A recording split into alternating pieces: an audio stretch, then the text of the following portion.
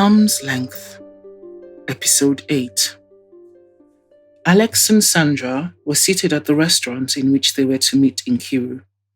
It had been Sandra's idea, as she thought it would be less threatening, and a good meal was always a conversation starter, especially if one was being treated to said meal. The lawyer had just arrived, straight out of court. So, what are you going to do in Benin? It's quite a coincidence that Gabrielle's there, and you suddenly have to go too, the woman asked as she scrutinized him. Would you like me to stand up to answer your question? Alex asked. Sandra laughed and looked at him, making an impatient sign with her hands. My airline has an office in Benin, you know, which you probably have never set foot in, and if you have, it must have been by mistake. You probably got lost and walked in to ask for directions. It was his turn to laugh as he took a sip of his wine. Can you keep a straight face and tell me that your presence in said city is not solely because of Gabrielle? Sandra continued interrogating him.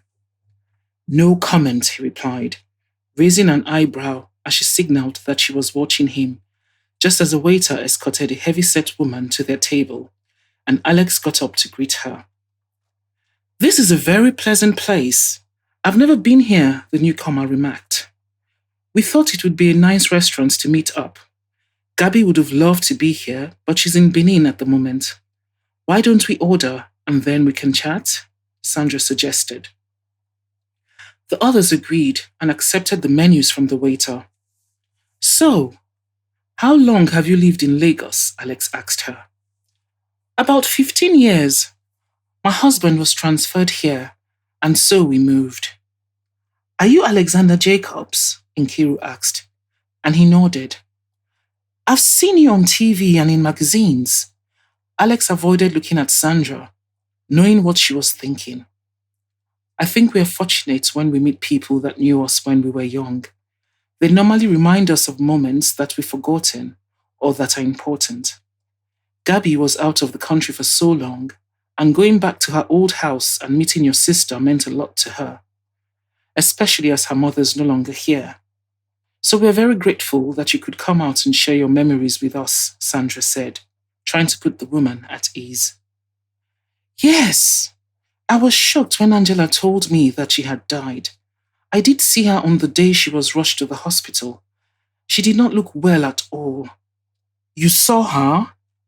What was she doing? Alex asked. My sister had left a list of things she wanted me to buy for her, as well as some chores to do in the house, and I went out early so as to get a head start. A car dropped her off just as I was about to open our gate, so when I saw who it was, I turned around to say hello to her.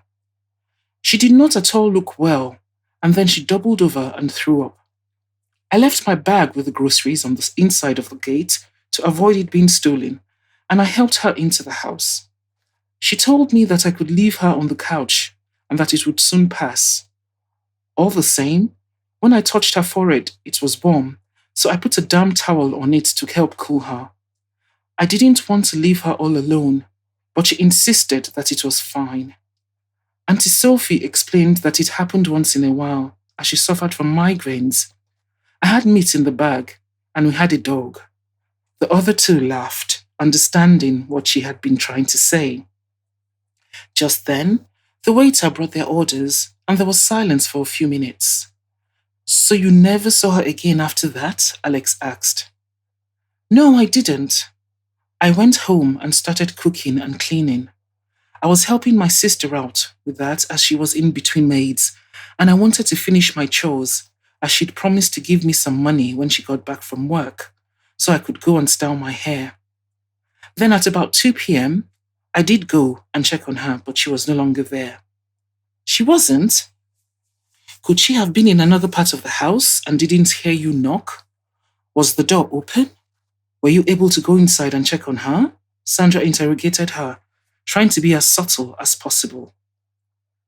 Oh, I didn't go into the house. As I walked through the main gate, the security man informed me that she wasn't at home. I was surprised as she'd looked quite ill when I left, almost unable to walk on her own. Where could she have gone to? But he said she'd asked him to buy her some things and that now she was out. He showed me the bag he'd left on a table on their porch. A few days later, after I'd left my sister's house, she told me that she had passed away in France. I assumed that the poor woman must have felt worse that day after I left and had been taken to the hospital. Poor Auntie Sophie, she was so sweet. So at what time, more or less, did you help her into the house? Sandra asked. It was before 10:30, because when I got into my kitchen, I looked at the clock to calculate the time I had and what to start working on first. And you didn't hear or see anything unusual? The sound of a car horn or someone knocking at the metallic gate? The woman shook her head, her eyes closed, trying to remember so she could answer Sandra's question. No, I didn't. Wait, I did hear a gunshot. The other two sat up straight, as Nkiru, who still had her eyes closed, seemed to be making an effort to picture the events of that day. Yes, I remember. I got very scared because there had been some burglaries in the area, and a neighbor had come to our house to warn us, as their home had been broken into a few days earlier. She said that they'd felt helpless as the masked men had been armed. People that it had happened to had said the break-ins had been at night, but I got scared being alone at home, just with the dogs. After all, if you have a gun. She stopped and proceeded to eat some more. Did you go out to see if there was anyone strange around the area? Alex asked. And get killed? No. I stayed where I was, praying and trying to be very quiet. The dogs were barking. After about 20 minutes, when I didn't hear anything else, I thought maybe a tire had exploded or something, and resumed what I was doing. You wouldn't by any chance remember at what time you heard the loud sound? Sandra asked. No, but I had put all the ingredients in the soup, and it was boiling on a low heat. I was washing the rice when it happened, so maybe about an hour after I got in, but I can't be sure. Amazing what one can remember after such a long time. Sometimes, I can't even remember what I did the day before. I think it helped me remember because Auntie Sophie had been in such a bad way, and I'd wondered how she was in between all the work I'd been tasked to do that day. Yes, you've been very helpful. Gabrielle will be happy to know what you did for her mother, Alex said, and the woman beamed at him. Did you happen to notice anyone parked outside the house that day? The lawyer inquired. If you mean the driver of the black Mercedes, he wasn't there, at least not the times I went out that day. Black Mercedes? Sandra asked. Yes, I saw him there 2 or 3 times in the week I stayed there. He parked on the other side of the street, and he just stayed there. Sometimes he would be reading a paper. He wasn't there that day, at least not that I can remember. His car was very conspicuous. Who was he? She asked. Maybe an admirer of Sophie's. Your sister told Gabby that she drew the attention of male admirers, Sandra explained. I'm not surprised. I didn't see them talk, though. What was their security man like? Was he hardworking? Trustworthy? Alex asked her. That one, she snorted. He was a very unserious individual, always whistling and looking for get-rich schemes. He would talk about his future, and I'd look at him, wondering how he intended to get there. He just wanted to get a lot of money by putting in very little effort. Do you know he even had the effrontery to ask me out? I looked at him slowly from head to toe, and I didn't even bother answering him. He told me not to judge him by what I was seeing at that moment, and I told him that I wasn't seeing much. He was just a dreamer. Do you remember his name? Sandra inquired. No, that fact my memory chose not to retain, the woman replied.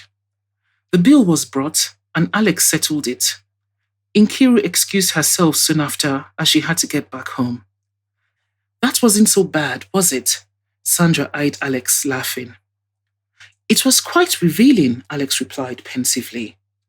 We need to get into that house. If a gun was fired, the hole was probably somehow covered until Gabby and her father left, and then someone came back to paint the house.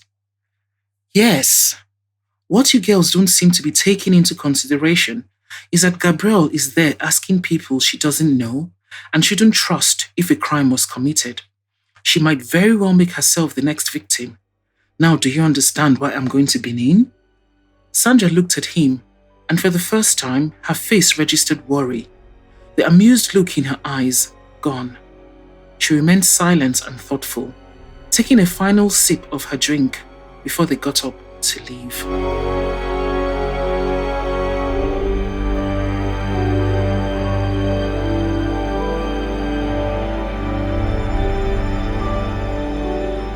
Gabrielle had not done any sleuthing that morning. Her plan had been to wake up early and surprise her grandma with breakfast. But on her way to the kitchen, she had found the woman praying her rosary in the living room, and she had joined her. I do this every morning. Jacques and I used to pray together. It's been a long time since I had company, so thank you for joining me. I pray mine every day too. It's one of the few memories I have of my mother. She would come to my room every night with her emerald green rosary. I wonder where it is now. She never separated herself from it, from what I can recall. Gabrielle frowned as the image of her mother taking it off her neck suddenly came to her. She used to wear it around her neck, she exclaimed excitedly, happy that she had remembered something new. She never took it off. Every year we went on pilgrimage to Lourdes, and that rosary was bought there when she was a child. Have you visited the sanctuary? No, but it's on my bucket list though, Gabrielle replied. I still go every year. I would love if you join me one year. Elise is not a church-going person, so I sadly can't share that with her. Anyway, near the sanctuary there are a lot of shops, and we wanted to buy rosaries for friends that had asked us to. The girls were about 12 then. Sophie had stopped as if transfixed in front of a shop, and she held my hand and begged me to get her the one that she was pointing at. The girls had rosaries, and we hadn't planned to get them new ones, but she was so persistent that we yielded. It was not one of the most expensive ones, but it had a very unusual green color. After having it blessed by a priest, she never took it off again. I asked your father if we could please have it if she'd left it behind, but he said he'd looked for it and it wasn't there. To him, it was another sign that the note was real. Sophie never went anywhere without it. I am sorry if talking about this is making you sad. Everything about her is new to me, but I won't bring it up as it evidently causes you pain. She touched the arm of the older woman who was blinking back tears. No.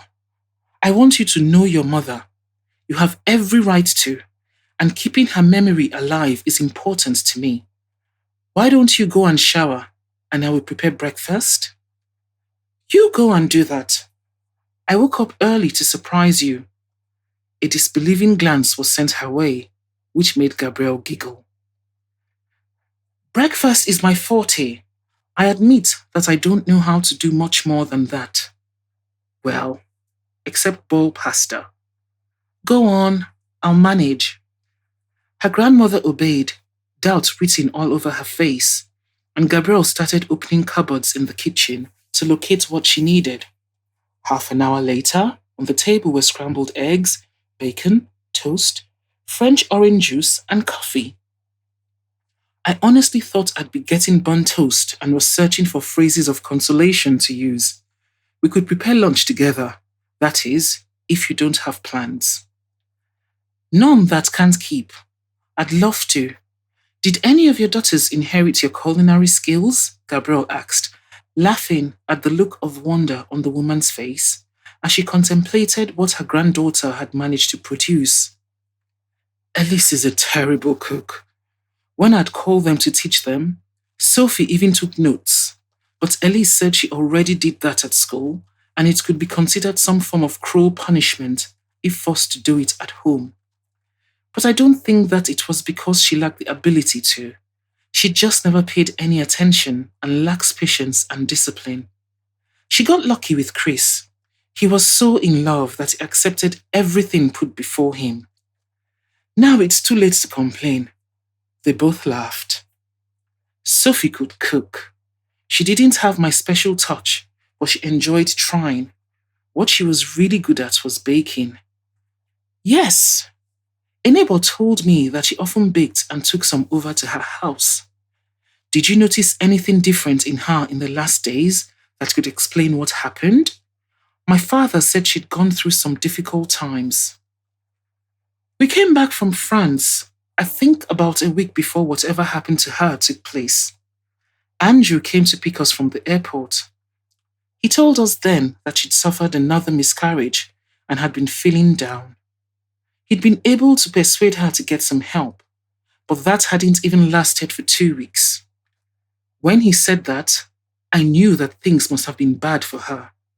Sophie had always been against the idea of employing domestic workers, even when it would have helped with picking you up from school and staying with you until she got home. Sometimes your dad went, and sometimes we did and brought you home with us when he couldn't. I noticed she was more subdued when I saw her that evening. Andrew brought you both to see us. I asked how she was, but she brushed away my concerns. A few times I caught her staring into space. I remember that I told Jacques afterwards, but Sophie had gone back to work and things seemed normal. Still, I have thought, and I can't say that I ever saw her really laugh again. I couldn't help but feel that she was being weighed down by something she couldn't shake off. She didn't give any indication of what could be troubling her. Do you know if she had a disagreement with somebody? Maybe Elise? Gabrielle asked the older woman. Her grandmother frowned, trying to remember. You know, I don't think I saw them together in the last days. But Elise didn't tell me anything had happened between them. I mean, from time to time they would argue, but things never got out of hand. Sophie wasn't one to shout, so it was difficult to quarrel with her. And if someone did something to her, she tended not to bring third parties into the issue. I remember she used to say that things would always sort themselves out, and she didn't want people to take sides or to think ill of someone she wasn't on good terms with. Why do you ask? I was just trying to picture her last days. I do have a delicate question, though. You think my father killed her? Aside from having means, motive, and opportunity, is there anything else that led you to that conclusion? Did you not like him? Andrew was a good son-in-law. I can't say anything different. He was attentive, and if we needed anything, he would offer. They honestly seemed very much in love and devoted to each other. Sophie was more affectionate and would hold his hand or touch him sometimes. He was less demonstrative, but it felt like you both were his priority, and I did see him look at her with love. But when it happened, the anger he displayed when he told us shocked me. And then the way he just cut off from us, severing all ties and forbidding us to see you. I had never really seen him angry, and it made me think that maybe he misunderstood a situation and they got into a fight that got out of hand, with fatal consequences. Maybe he didn't mean to kill her and he panicked afterwards. Because if it had been a break-in or something, her body would have been in the house. These people aren't careful. They take what they want from the house and leave the dead and the injured to be discovered. That could only have been done by someone that did not want her found. And no, don't bother asking. I do not accept the possibility that she ran off with someone. Between us, had it been Elise, I would have believed it. She was impetuous and rebellious, but Sophie wasn't. Gabrielle pondered those words as she got up to clear the dishes. In all the years after whatever happened, her aunt had not told her mother that there had been a terrible argument between the sisters. I need to go out to do some shopping. Do you need anything? Her grandmother asked. How will you get there?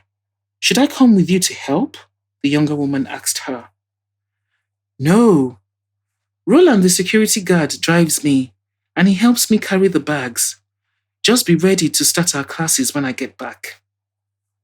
Gabrielle went to do some work on her laptop and got busy with calls to her directors both in the UK and Lagos, as the factories in both countries were working on the production for the new season, with the exception of the exclusive pieces for the auction.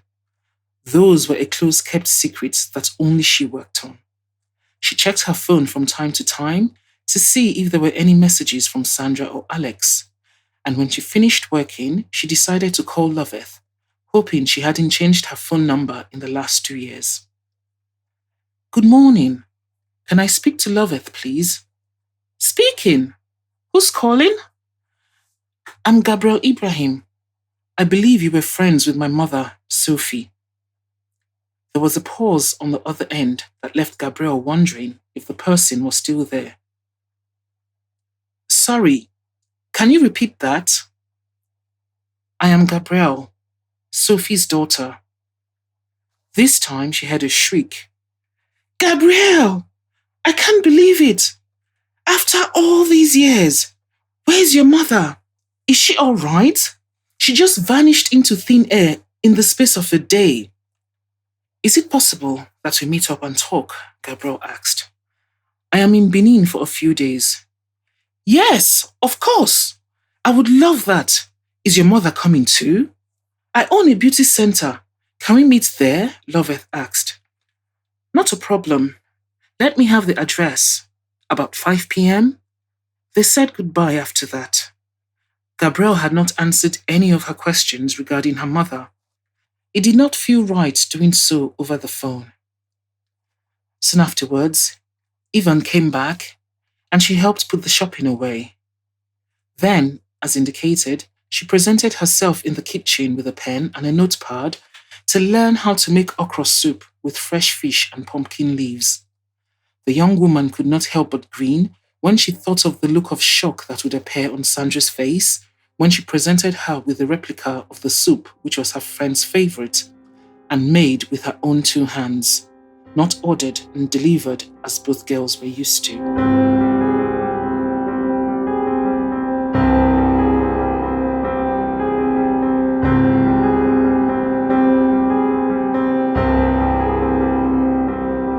Yes, I am on my way to see her now. She heard a gunshot? That's very significant. It can't be a coincidence that the morning she disappeared, Nkiru heard that. So now, we just need to look for evidence in the house. Hopefully, there will be a hole in a wall or something. Gabrielle and Sandra were texting each other privately. Alex and I are also on our way to see Sabine, so we'll have a lot to talk about this evening. How's your dad? Sandra wrote. He's getting better. You can tell from his temper. So, following my list, I still need to see the stalker, his partner, and my father's associate. Those are the main suspects. I hope Sabine can reveal something new to you, no matter how insignificant she thinks it is. Don't worry. If there's any valuable information, I'll extract it from her. How's Paul? Is he back from his trip? That Mark guy keeps texting me. I'm going to have to ask Alex to warn him off, Sandra typed. He's fine. We talk every day. He says when I get back, he wants to go and speak to my father. Why don't you at least meet Mark? He's attractive and a lawyer like you, right? Give him a chance. You might have a lot in common. Gabrielle made the suggestion, knowing what Sandra's reply would be. He runs a law firm, which is very different from practicing the profession. I doubt he even goes by. Probably others do the work for him, and he gets the credit. I am sure these men spend all their day in one bar or the other chasing women, Sandra replied. That's a generalization. You barely know him. Alex seems to work. So does Nnamdi, Gabrielle wrote. Yes, Nnamdi's wife and you got the best of the lot. So, Paul and your father, how do you feel about that? Sandra asked her friend. I haven't given him a reply to his proposal yet. I can neither think straight nor clearly now. He says it's a sign of respect and in no way a form of pressure. I'll have to inform Alex. He needs to step up and go and see your father too. I mean, he's my candidate after all. Sandra, please don't meddle. I don't need more things to worry about. We are here. I'll let you know how it goes. It's not meddling. It's giving him the chance of a fair fight. Good luck. Gabrielle shook her head. Sandra was bent on complicating things. She could not give the matter any further thought, as a woman approached the car with a look of inquiry in her eyes. She opened the door and got out. Gabrielle? She nodded, and that was practically all she was allowed to do before being enveloped in a very tight embrace. Sophie didn't come with you? She shook her head in reply, and a worried look came over Loveth. But is she all right? Where is she? Can we go somewhere and sit down? Gabrielle asked, looking around. Yes, of course. Let me show you my place. It's not very big, but we're always busy as there's a lot of work. She was escorted into the center. There were 4 rooms. The outer one was set for hair, makeup, and nails, and 2 others were for facial and body treatments. There were people inside the treatment rooms, so they were pointed out to her and explained. A few women were having their hair and nails done, and Loveth escorted her to the 4th room, which served as a small office. She was invited to sit down, and juice was produced from a small fridge, along with a packet of biscuits, 2 glasses, and a plate from a cabinet, which she subsequently offered her visitor. I've been shaking since your call, unable to keep still. Please tell me where your mother is. I don't know. What? Loveth asked in shock. Nobody I know has seen her since 1993. But that was when I was told you'd all left for Lagos. I know that we weren't on the best of terms, but I didn't think she would leave without a word or saying goodbye. I thought if she had still been angry at the time, she'd write me later on. But no, she didn't. Now you tell me you've not heard from her? I don't understand. I met Elise a few times and she always made me think that Sophie was fine. It was just that she didn't wish to be contacted by me. This was the note she wrote before apparently leaving. Loveth read it, frowning. She looked up at Gabrielle, not understanding. Everyone says it's her handwriting, that there's no doubt about that. I was told you were very close to her, and I wanted to know what you think, or if you can shed some light on things. It is her handwriting. There's no denying that. I saw it too many times not to be sure. But I don't understand. It feels like the plot of a movie and not even a good one. A lover. Sophie. No, no, no. There has to be another explanation. That man must have kidnapped her. That Steve man, that horrid Steve Egosa. I warned her that it was a dangerous situation, but she didn't listen. Loveth replied, evidently distraught. Her stalker? I've been told about him. I was also told that you both had an argument and you were estranged before this happened. Please, tell me what it was about. Gabrielle asked her mother's friend. It was all Elise's fault, was the bitter reply she got. Elise? How do you mean? Elise and I had tolerated each other through the years. I found out that she didn't really like me. I think until I arrived on the scene, they'd been inseparable. But they were in different universities, and the normal thing is to meet people and make new friends. Sophie and I got along really well. We had a lot in common. So even during the holidays, we'd visit each other and do things together. I guess she confided in me as I did in her, and this didn't sit well with her sister. Us not liking each other sometimes put Sophie on the spot. like she had to choose all the time.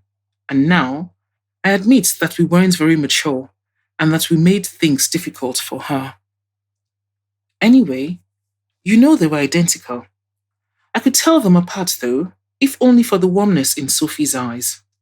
So when that horrible, horrible Steve came along, it was a very worrying period for her. At first, it was just notes. And then, he became more insistent. He started following her, and she was always scared, looking over her shoulder. On one occasion, he grabbed her on the street and tried to get her into his car. There was a girl helping her at home at the time, and she saw it and intervened. Things were escalating rapidly, and she didn't know how long she could keep it from Andrew. One day, I walked past a restaurant, and who did I see having lunch and laughing with Steve? Elise. From a distance, I thought it was Sophie, but I walked up to them in shock and soon knew who it was. I was furious, so I stormed out and left for Sophie's house. Elise did the same, of course, and we had a terrible row there. I lost it and called her every name in the book, telling her that she was a wicked person that had put her sister in danger just because she wanted to get some attention. What did my mother say when she found out what her sister had been doing? Gabrielle asked. She was furious. Steve didn't know who he had started talking to the day he met her coming out of Sophie's house. But Elise knew who he was. And the worst part was that she knew what he'd been doing to your mother. To her, it was just a game and I saw red. I told her so many things, and we actually got into a physical fight. She pushed me, and of course, I retaliated. Your mother tried to get between us, and she got hit. I can't remember now by whom. That was when we both stopped in horror. The room became suddenly still, and she told us to leave her house, that she didn't want to see us. Sophie never raised her voice, but I could tell that she was furious. On the way out, when we'd almost reached the main gate, Elise looked at me and said in a triumphant manner, I just killed 2 birds with 1 stone. She was right. I never saw your mother again after that. She successfully got rid of me. I know I should have shown restraint, but I was the one Sophie would call to tell me how anxious she was.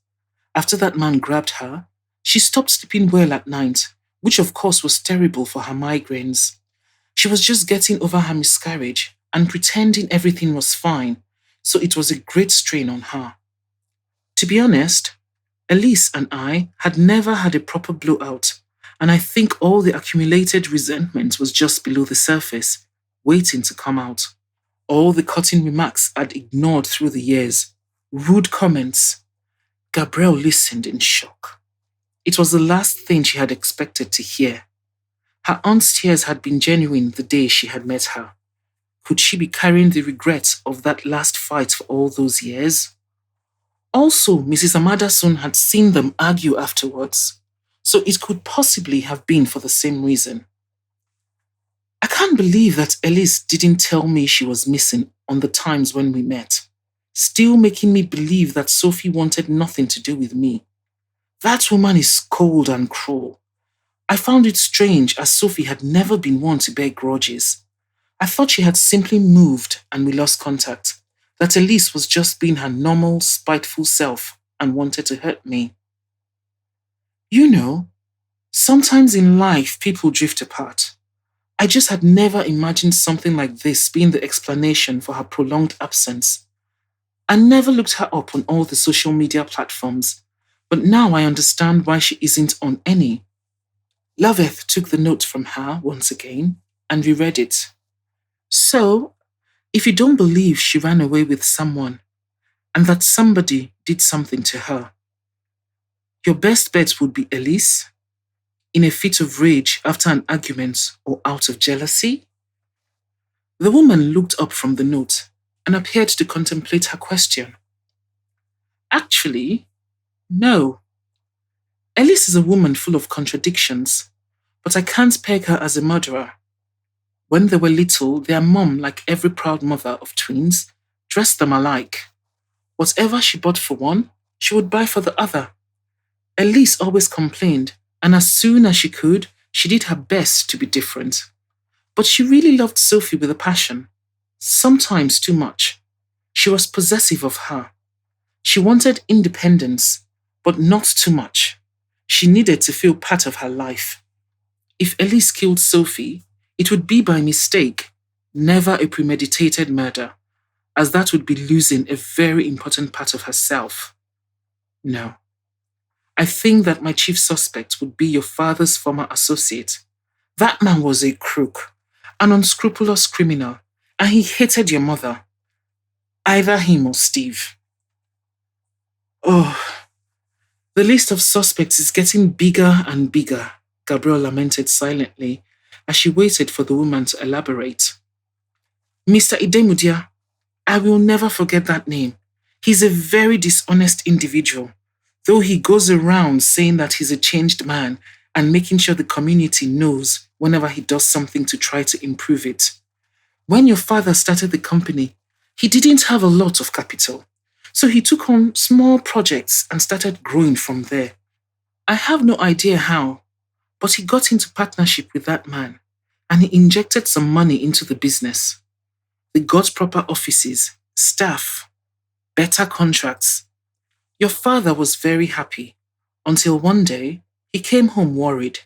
He discovered that the money that they'd been paid in advance for the building of a block of flats in Port Harcourt was gone. It had been a huge advance as they had to buy materials, pay subcontractors. When confronted, Idemudia said he'd taken it out for a business deal and would return it, but he didn't. He kept coming up with different excuses whenever he was asked for the funds. Sophie kept out of it, hoping he would do the right thing and pay up.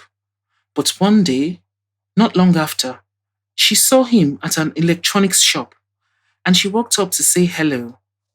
There was a woman next to him, and to her shock, she saw that they were practically buying the whole shop. When they acknowledged her presence, of course he didn't introduce the woman to her. She wasn't the one Sophie knew as his wife. Not wishing to make a scene, she called him aside and asked how he intended to pay for all that. The cynical man replied that he'd come into some money. Sophie got really upset when she heard that. Andrew was going to approach her parents for a loan. He was staying up late at night looking for ways to come up with the money. And there was that crook, spending the money he'd withdrawn without permission. So your mother told him that she was going to tell Andrew what she'd witnessed and that they would go to the police. He laughed at her, saying that he was an authorized signatory to that account and he could do as he pleased. He had an answer for everything. Sophie said that they would speak to the person that contracted them and explain what had happened and cancel the agreement. They would repay what he stole and Andrew would leave the company. That was when things got ugly. See, Andrew had the brains, but Efosa was just there to collect on his investments. They were building a reputation, and he knew that if their association was dissolved, he stood to lose a great deal, probably including the good name and status he assumed he had. So he told your mother to inquire about him around town, that he had no qualms when it came to getting rid of people. Then he looked at her and said, "If you have no regard for your own life, I am sure you do for that of your husband and daughter. Some accidents are avoidable." They had been to his home, met his family, attended parties together. I still remember your mother saying, "In that moment, I felt like I was staring evil in the face." I think your mother only told your father that they should look for the money to return the advance and stop working with Efosa Idemudia. Your father was very disappointed with how he'd acted and agreed with her. What about his secretary? My father's, I mean, Gabrielle asked. What about her? Did my mother mention her? She later moved into our home and became like a second wife to him. What kind of person was she? Loveth whistled at the information. Clever woman. Your mother said she was efficient and distant. I remember I asked what kind of secretary Andrew had, since one hears so many stories. I can't remember Sophie telling me anything that made me feel that there was any cause for alarm. She said she was on top of everything and seemed devoted to Andrew, but I don't know much more about her. I saw her a few times. I must say, she was very different to your mother. But I guess she must have been by his side when his world came crashing down. Strange how things end up falling into place. Gabrielle was beginning to ask herself if things had just happened to fall into place, or if they had received a push in the desired direction. To stay up to date with my latest episodes, make sure to subscribe to this YouTube channel by clicking the subscribe button and hit the bell for notifications.